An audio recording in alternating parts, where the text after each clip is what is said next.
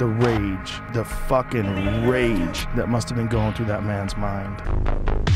5 years in prison, that's the sentencing for former UFC star Cain Velasquez. Velasquez shot at a man accused of sexually assaulting his son. All right, let's talk about Cain Velasquez. If you've watched the UFC over the years, you know this guy wasn't just good, he was a machine. The kind of fighter who just kept coming, round after round, never slowing down, never letting up.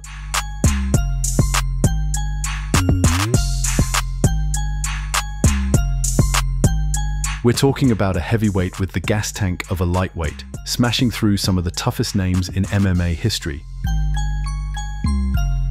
Cain Velasquez, two-time UFC heavyweight champion, an absolute beast inside the octagon.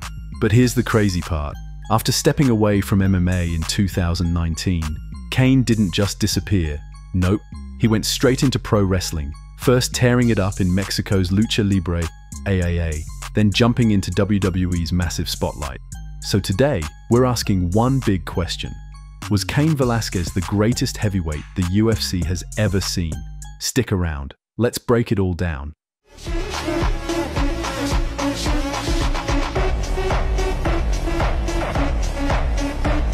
Growing up in Yuma, Arizona, Cain wasn't just another kid, he was a force. At Kofa High School, he dominated wrestling with a stunning 110-10 record and 2 state titles. After high school, Cain's wrestling journey took him to Iowa Central Community College, where he didn't just compete, he conquered, winning the NJCAA National Championship at heavyweight. Hungry for more, he transferred to Arizona State University, wrestling alongside names like Ryan Bader and CB Dollaway. Over 3 seasons at ASU, Cain racked up an 86-17 record, finishing 5th and 4th nationally, and twice earning All-American honors before graduating with a degree in interdisciplinary studies. This wasn't just the making of an athlete, this was the foundation of a salute machine, a man built for greatness, who would soon step into the UFC and change heavyweight history forever. Cain Velasquez didn't just walk into MMA, he stormed in like a salute machine. Right after college, he joined the powerhouse American Kickboxing Academy, training under some of the best in the world. Velasquez earned his brown belt in guerrilla jiu-jitsu under Dave Camarillo, his black belt in Brazilian jiu-jitsu under Leandro Vieira, and sharpened his wrestling from his days as an NCAA Division I wrestler. He made his pro MMA debut on October 7, 2006 at Strikeforce, smashing Jesse Fujasik with a first-round TKO. Next came undefeated Jeremiah Constant at Bodog Fight, another first-round TKO. By the time Velasquez debuted in the UFC against Brad Morris at UFC 83, fans were already paying attention, and he didn't disappoint. First-round TKO. Velasquez kept steamrolling. Jake O'Brien at UFC Fight Night 14, first-round TKO. Dennis Stoynich at UFC Fight Night 17, second-round TKO, plus knockout of the night honors. Against heavyweight striker Chike Congo at UFC 99. Velasquez absorbed heavy shots but dominated, landing 251 strikes and winning by unanimous decision. He was supposed to fight Shane Carwin next in what was seen as a title eliminator, but plans shifted. Instead, Velasquez faced Ben Rothwell at UFC 104 and finished him by second-round TKO. Then came the fight against Antonio Rodrigo Nogueira at UFC 110th. Critics said Velasquez lacked striking power, but he shut them up fast, knocking out Nogueira in the first round and earning knockout of the night. That victory earned Cain a shot at the biggest prize, the UFC Heavyweight Championship, against the massive Brock Lesnar at UFC 121. The UFC hyped it up with their primetime series, and when Fight Night came, Velasquez delivered a flawless performance, stopping Lesnar by first-round TKO and becoming heavyweight champ.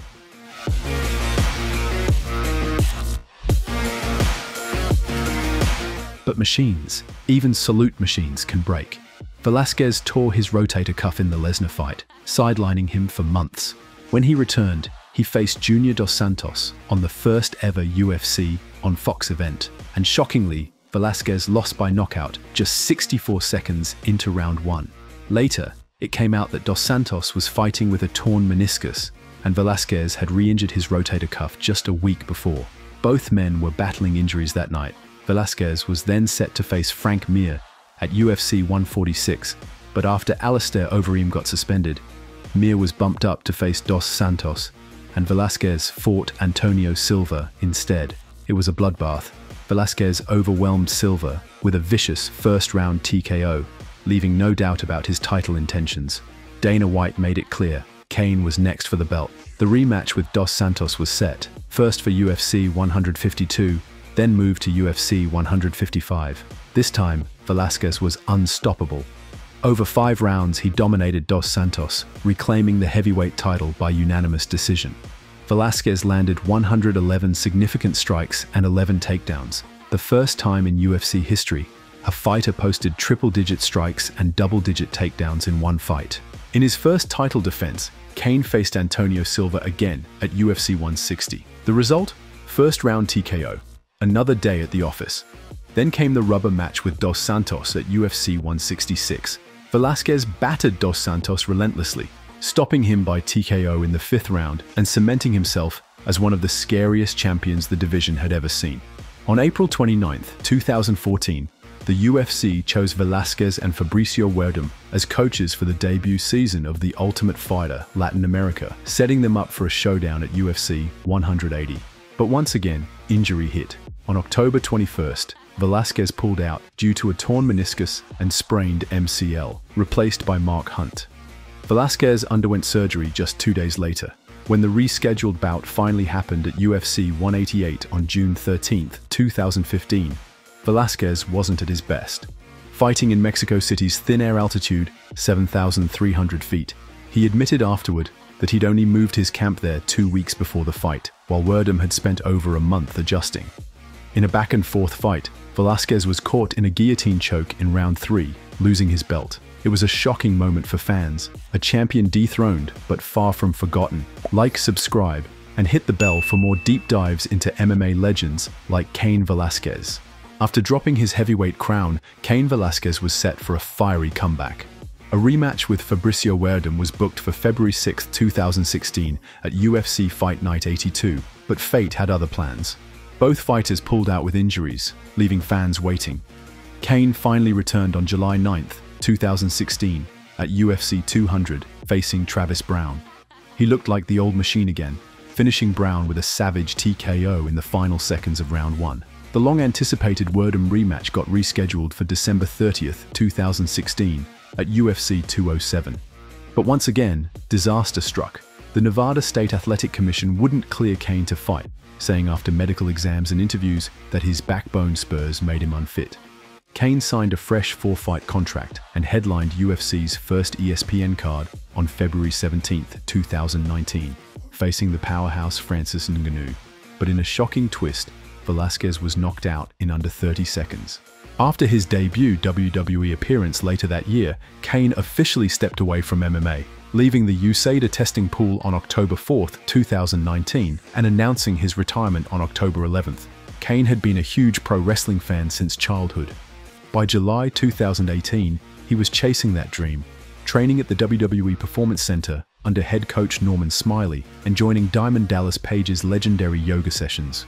He even showed up at an NXT event, showing the world he was serious about this new chapter. In March 2019, Velasquez signed a multi-match deal with Mexico's Lucha Libre AAA Worldwide as a heavyweight competitor. His debut came at Triple Mania 27, where he teamed with Cody Rhodes and Psycho Clown against Texano Jr., Taurus, and Killer Cross. Fans were stunned as Cain, wearing a luchador mask, pulled off slick, athletic moves, even landing a Hurricane Rana.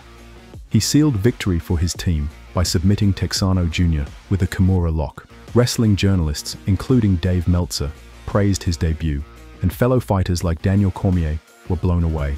On October 4, 2019, Velasquez made a surprise WWE debut on the first ever SmackDown episode on Fox, which was also the show's 20th anniversary. With Rey Mysterio by his side, Cain stormed the ring to confront Brock Lesnar, paying back Lesnar for brutal attacks on Mysterio and his son Dominic. Cain took Lesnar down and hammered him with punches until Brock slipped out of the ring.